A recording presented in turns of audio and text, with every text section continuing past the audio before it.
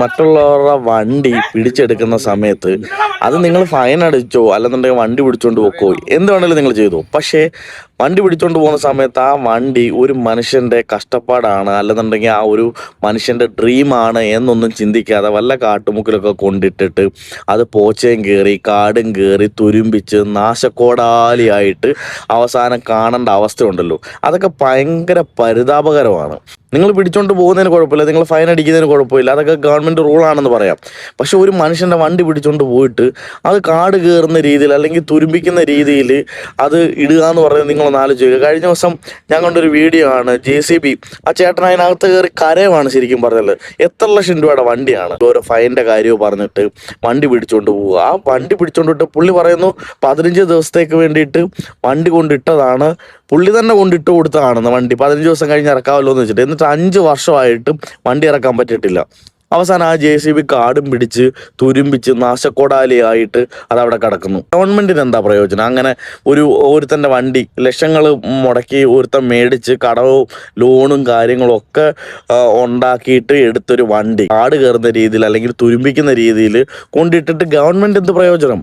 Government ഉദ്യോഗസ്ഥർ നിങ്ങൾ മനസ്സിലാക്കണം, ഒരു മനുഷ്യൻ്റെ ഒരു ഡ്രീമാണ് ഒരു വണ്ടി എന്നുള്ളത്. എന്തെങ്കിലും ഒരു നിയമം ലംഘിച്ചു എന്നുള്ള രീതിയിൽ നിങ്ങൾ ഒരു മനുഷ്യൻ്റെ വണ്ടി പിടിച്ചുകൊണ്ട് പോകുമ്പോൾ ആ വണ്ടി അവന് ചിലപ്പം സാമ്പത്തികമായിട്ട് ബുദ്ധിമുട്ടുണ്ടാവും അത് പെട്ടെന്ന് ഇറക്കാൻ വേണ്ടിയിട്ട്. അപ്പോൾ അങ്ങനെ ബുദ്ധിമുട്ടുള്ള ഒരാളാകുന്ന സമയത്ത് അല്ലെങ്കിൽ അങ്ങനെ ഒരു ബുദ്ധിമുട്ടുള്ള വ്യക്തി ചിലപ്പോൾ കാലതാമസം എടുക്കും വണ്ടി ഇറക്കാൻ. അപ്പോൾ അത്രയും നാൾ ആ വണ്ടി സൂക്ഷിക്കേണ്ടത് നിങ്ങളുടെ കടമയാണ്. നിങ്ങളുടെ ഗോഡൗണിലോ അല്ലെങ്കിൽ നിങ്ങളുടെ ഏതെങ്കിലും ഗ്രൗണ്ടിലോ അല്ലെങ്കിൽ വേറെ ഏതെങ്കിലും സ്ഥലത്തോ നിങ്ങൾ ഗവൺമെൻറ് പ്രോപ്പർട്ടീസിൽ നിങ്ങൾ കൊണ്ടിട്ടോ. പക്ഷെ അത് കേടുകൂടാതെ അവൻ ആ വണ്ടി തിരിച്ചെടുക്കുന്നത് വരെ കേടുകൂടാതെ സൂക്ഷിക്കേണ്ട കടമ നിങ്ങൾക്കുള്ളതാണ്. നിങ്ങൾക്ക് പോയിട്ട് ഒരു 4-5 പേപ്പർ എടുത്തിട്ട് അങ്ങോട്ട് സൈനിങ് ചെയ്തിട്ട് ഇത്ര രൂപ ഫൈൻ എന്നും പറഞ്ഞിട്ട് അങ്ങോട്ട് അടിച്ചു കൊടുത്തേച്ചാൽ മതി. ഒരു വണ്ടി ഇറക്കണമെങ്കിൽ എന്തെല്ലാം മാലകളാണെന്നറിയോ? ഇപ്പോൾ JCB പുള്ളിക്കാരൻ ആ വണ്ടി ഇറക്കണമെങ്കിൽ എത്ര ലക്ഷം രൂപ കടത്തിലായിരിക്കാം, അല്ലെങ്കിൽ എത്ര ലക്ഷം രൂപ EMI എടുത്തിട്ടായിരിക്കും ആ വണ്ടി എടുത്തേക്കുന്നത്.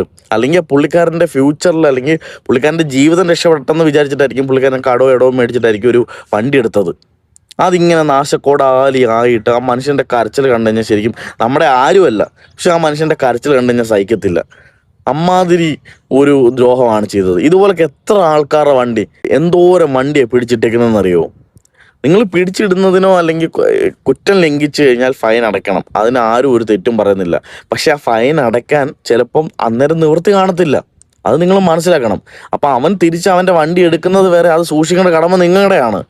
അറ്റ്ലീസ്റ്റ് അത് കാട് കയറാതെ അത് തുരുമ്പിക്കാത്ത ലെവലിൽ നിങ്ങൾക്ക് അത് സൂക്ഷിക്കാൻ കഴിവില്ലെന്നുണ്ടെങ്കിൽ അത് പെട്ടെന്ന് ഫൈൻ അടയ്ക്കുന്ന ലെവലിലേക്ക് അല്ലെങ്കിൽ കുറച്ച് ഫൈൻ കൊടുക്കുക, അല്ലെങ്കിൽ ആ ഓപ്പോസിറ്റ് നിൽക്കുന്നവന്